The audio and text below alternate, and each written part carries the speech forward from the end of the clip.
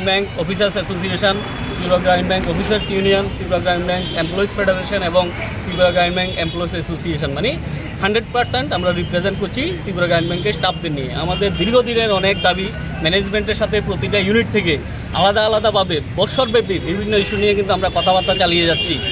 প্রতিটা ইউনিট আলাদাভাবে নিজের রূপরেখা নিয়ে আন্দোলন করছে, আলোচনা করছে, বাট কোনোভাবে কোনো কিছু সুরাহা কিন্তু মিলছে না। আমরা তাই বাধ্য হয়ে যৌথ সংগ্রাম মঞ্চের ব্যানারে এসে সবগুলো ইউনিয়ন আবার আমাদের মূলত 10 দফা দাবি নিয়ে আজকে আমরা এই আন্দোলনে সামিল হয়েছি। আন্দোলনে সামিল হওয়ার জন্য আমরা কিন্তু চেয়ারম্যানকে গত 17 ডিসেম্বর আমাদের দাবিসমূহ নিয়ে এবং কী কী কর্মসূচি থাকবে এগুলো নিয়ে ডিটেলস একটা দিয়েছি, মানে নোটিশ দিয়েছি ওনাকে। ওই মোতাবেক আমাদের কর্মসূচি শুরু হয়েছে, বিভিন্ন ধরনের কর্মসূচি। আজই ওটার পার্ট হিসেবে আমাদের ধর্ণা প্রোগ্রাম।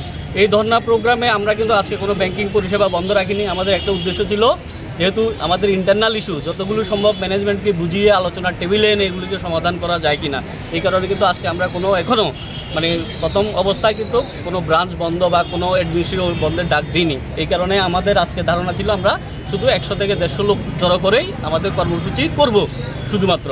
যদি আজকের আন্দোলন থেকেও এখানে এই ডাক থেকেও যদি ম্যানেজমেন্ট সাড়া না দেয়, তাহলে কিন্তু আমরা আগামী দিনে স্ট্রাইকে যেতে বাধ্য হব।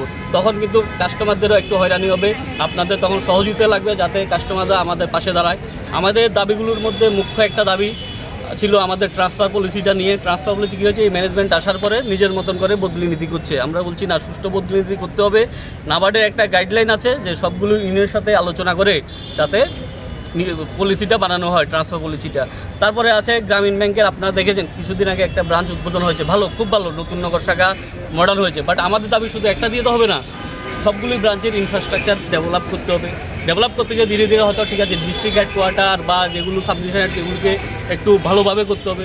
অনেক ব্রাঞ্চ আছে আমাদের গ্রামে যেখানে এখনও মেয়েদের জন্য স্যানিটেশনের প্রপার অ্যারেঞ্জমেন্ট নেই, ওগুলির দিকেও একটু খেয়াল রাখতে হবে। শুধু আমি শহরের 1-2 ব্রাঞ্চকে একদম ভালোভাবে করলাম এগুলো দিয়ে হবে না। আমার 150টা ব্রাঞ্চ, আমার উপার্জন কিন্তু ওই 150টা ব্রাঞ্চ দিয়ে কিন্তু আমার ইনকাম আসছে। আর যেহেতু আমি গ্রামীণ ব্যাংক, আমার শুধু রুরালে কিন্তু আমার বিস্তারটা বেশি, ওইখান থেকে কিন্তু আমার মেন বিজনেসটা আসে। এগুলি মূলত। দ্বিতীয়ত আরেকটা মুখ্য দাবি আছে যে গ্রামীণ ব্যাংকের গ্রাহকদের যাতে ঋণ প্রদানের সরলীকরণ করা হয়। রিসেন্টলি দেখা যাচ্ছে ছোট লোন নিতে গেলেও কমার্শিয়াল ব্যাংকের মতো নিয়ম নীতি হচ্ছে। কমার্শিয়াল ব্যাংকের মতো যদি নিয়ম নীতিগুলি একদম হঠাৎ করে লাগু হয়ে যায়, তাহলে কিন্তু কেউ গ্রামীণ ব্যাংকে আসবে। আমরা জানি যতই আমরা চেষ্টা করি যে 1 নম্বরে পজিশনে যাওয়ার, বাট SBI বা PNBর সাথে কম্পেয়ার করতে গেলে, তুলনা করতে গেলে আমাদেরকে আরও মজবুত হতে হবে। এখনও আমরা ওই জায়গায় যেতে পারিনি। চেষ্টা করছি, আমাদের হিউম্যান রিসোর্স খুব ভালো, একদিন আমরা 1 নম্বরেই যাব। বাট হুট করে যদি এখন থেকে এত রেস্ট্রিকশন নিয়ে আনে, তাহলে কিন্তু আমরা ব্যবসায়ী করতে পারবো না। সাধারণ গ্রাহকদের, যারা গ্রামের গরিব লোক, তাদের ছোট ছোট ঋণ প্রদানও অনেক অসুবিধার সম্মুখীন হতে হচ্ছে ব্রাঞ্চগুলিকে। এগুলি তো ব্রাঞ্চ লেভেলে কেউ আর ম্যানেজমেন্টকে তুলতে পারবে না। এই কারণে জয়েন্ট ডেভেলপমেন্ট ফোরামের পক্ষ থেকেই আমরা কিন্তু ইস্যুগুলি তুলে ধরেছি। আরেকটা মুখ্য দাবি ছিল আমাদের, যে যারা DAW ভাই বোনেরা অনেক দিন ধরে আসছে, আমরা বলছি ঠিক আছে ওদেরকে ন্যূনতম মজুরি দেন। গভর্নমেন্টের যে গাইডলাইন, যে একজন অফিস অ্যাটেন্ডেন্ট যেই বেতন পায় ওটা 30 ভাগের 1 ভাগ ওদের পার ডে দেওয়ার কথা, ওটাও ওনারা দিচ্ছেন না, ঠিকভাবে প্রপারলি দিচ্ছেন না। ওদের কোনো PF নেই, সবগুলি ন্যায্য দাবি। আমরা কথা বলতে গেলে ওরা বলে যে ওটা তোমাদের পার্মানেন্ট স্টাফ নয়। কেন কথা বলতে গেছো? আরে ভাই, পার্মানেন্ট স্টাফ নয় ঠিক আছে, আমার এখানে অফিস অ্যাটেন্ডেন্ট আছে 10 জন বা 12 জন, আর আমার ব্রাঞ্চ কয়টা 150টা, USB আছে 12 থেকে 13টা, অ্যাডমিনিস্ট্রেটিভ অফিস আছে। তাহলে কাকে দিয়ে ফাইলগুলোর কাজ করাচ্ছি? কেউ না কেউ এখানে নিযুক্ত আছে। ওরা তাহলে ওর জন্য কেউ কি কথা বলবে না? এটা কি স্বৈরাচারী নেই? যে আমাদের তো একটা হিউম্যানিটি গ্রাউন্ডেও তো আমরা কথা বলতে পারি ওদের নিয়ে। আমাদের একটাই দাবি, ওদের জন্য ন্যূনতম মজুরি প্রদান করতে হবে, যেটা গভর্নমেন্টের গাইডলাইন, আমাদের নিজস্ব কোনো কিছু নেই। সেন্ট্রাল গভর্নমেন্টের যে গাইডলাইন, যে ওইটা মেনেই ওদেরকে ন্যূনতম মজুরি প্রদান করতে হবে। বাট দুর্ভাগ্যজনক, আপনারা যেহেতু এসছেন, আপনাদের সহযোগিতা কাম্য, এটা করছি। আমাদের আজকে দেখুন অনেক ব্রাঞ্চ থেকে, দূর দূরান্ত থেকে ব্রাঞ্চ থেকে সবাই এসছে। আমরা এখানে শেডের ব্যবস্থা করেছিলাম, যেহেতু এই পোর্শনটা ব্যাংকের যতটুকু জানি এটা এগ্রিমেন্টে নেই। আমরা ঠিক আছে, এখানে আমরা আজকে প্রোগ্রামটা পিসফুলি করব। বারবার চেয়ারম্যান স্যারকেও কিন্তু আমরা বলেছি আজকে ধর্নাটা আমাদের পিসফুল ধর্না হবে, কোনো এখানে অপ্রীতিকর কোনো ঘটনা না হয় ওটা আমরা খেয়াল রাখবো। আর তাহলে তো আমরা ব্রাঞ্চে বন্ধ করি। আজকে হেড অফিসের ট্রেনিংও আছে, ওরাও ঠিকভাবে চলছে। আমরা বলেছি আমাদের 150 থেকে 200 ম্যাক্সিমাম লোক হবে, পিসফুলি ধর্না হবে। বাট উনি কিন্তু একটা শেডের ব্যবস্থা করেছিলেন, ওটাও কিন্তু হুট করে লেবারদেরকে ধমকিয়ে সরিয়ে দিয়েছেন। তো এটা দুর্ভাগ্যজনক।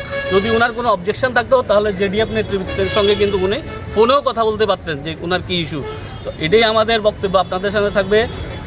ওনার কাছে আবার আপিল রাখছি আপনাদের মাধ্যমে যে ওনারা যাতে আলোচনার টেবিলে আসুন পজিটিভ দৃষ্টিভঙ্গি নিয়ে। আলোচনার টেবিলে শুধু আসলে হবে না, ইস্যুগুলিকে সলভ করার পজিটিভ মানসিকতা থাকতে হবে। হয়তো 10 দফা দাবিতে একসাথে সবগুলো করা যাবে না, ফেজ ব্যানারে অনেক কিছু করা যায়। আলোচনা বসলে কোনো না কোনো সলিউশন আমরা আশা রাখছি যে বেরোবেই। তো আপনাদের মাধ্যমে আমার এটাই আপিল থাকবে। তো সবাইকে যদি আমার কিছু ছুটে যায় আমার সাথে আছেন। যদি তারপরেও এই ধরনের মানে টোকেন ডেমনস্ট্রেশনের পরেও যদি চেয়ারম্যানের কোনো সদুত্তর না পাওয়া যায় তাহলে পরবর্তী না পায় তাহলে আমাদের যে বলেছি 17 তারিখের যে নোটিশটা দেওয়া আছে 17 ডিসেম্বরে, এখানে কিন্তু আমরা জানুয়ারিতে একটা স্ট্রাইকের কর্মসূচি রেখেছি 27শে জানুয়ারি। ওটাতেও যদি ওনাদের কোনো টনক না নড়ে দেন আমরা ফেব্রুয়ারিতে 2 দিনের ধর্মঘট ডেকেছি।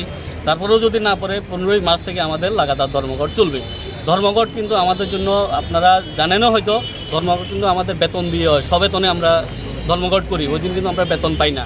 তাহলে দেখেন আমরা আমাদের বেতন স্যাক্রিফাইস করে আমাদের দাবির জন্য আন্দোলন করছি। ওনারা কিন্তু স্পন্সার ব্যাংক থেকে এসছেন, পাঞ্জাব ন্যাশনাল ব্যাংক থেকে এসছেন, ওরা কিন্তু সব সুযোগ সুবিধা পাচ্ছে। আর আমাদের কিছু দিতে গেলেই ওনাদের কিন্তু তখন অনেক কিছু ওনারা দেখিয়ে দেন, আমাদের নিয়মকানুন সব কিছু নিয়মের গেরা করলে আমাদেরকে ফেলে দেন।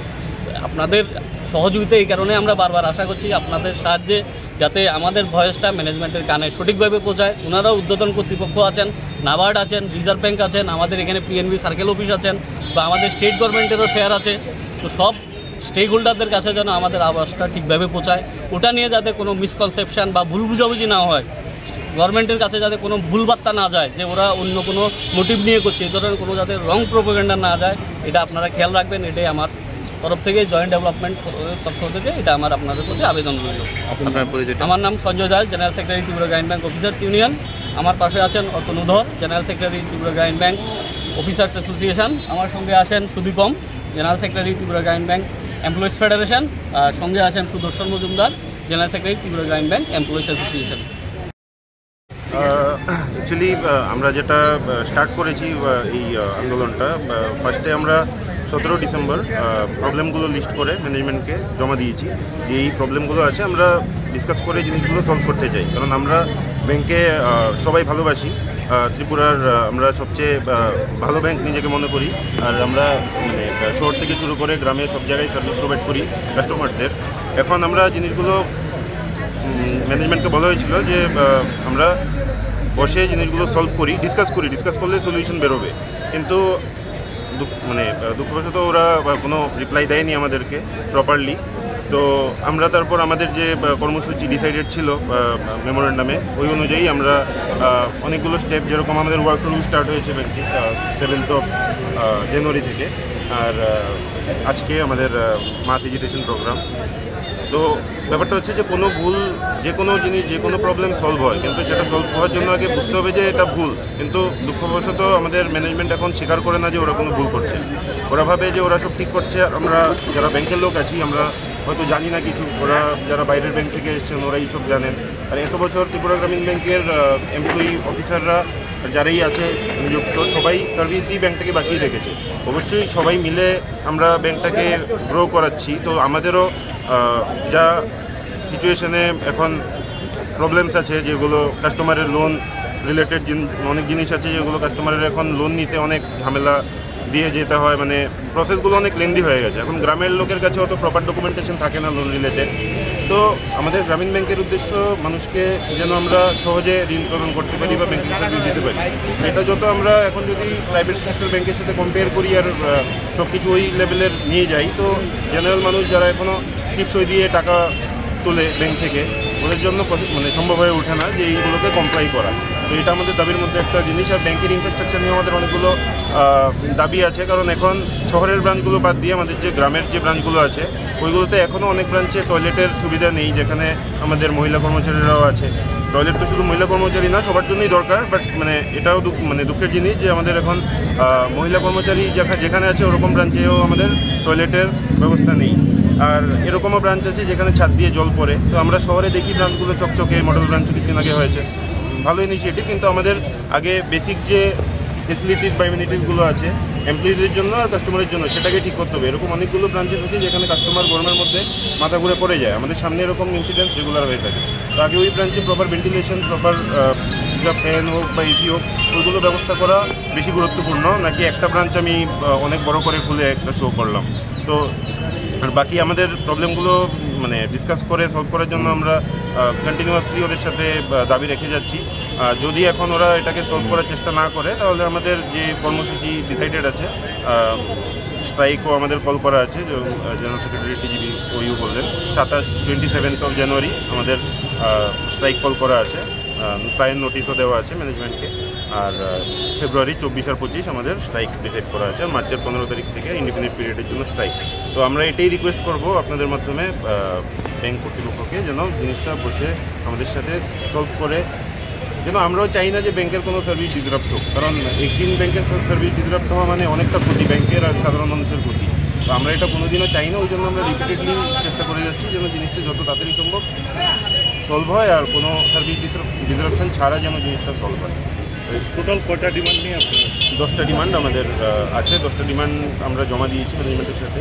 একটা ডিসকাশনও হয়েছে আমাদের, বাট ওই ডিসকাশনে আপাতত প্রপার সলিউশন আমরা পাইনি।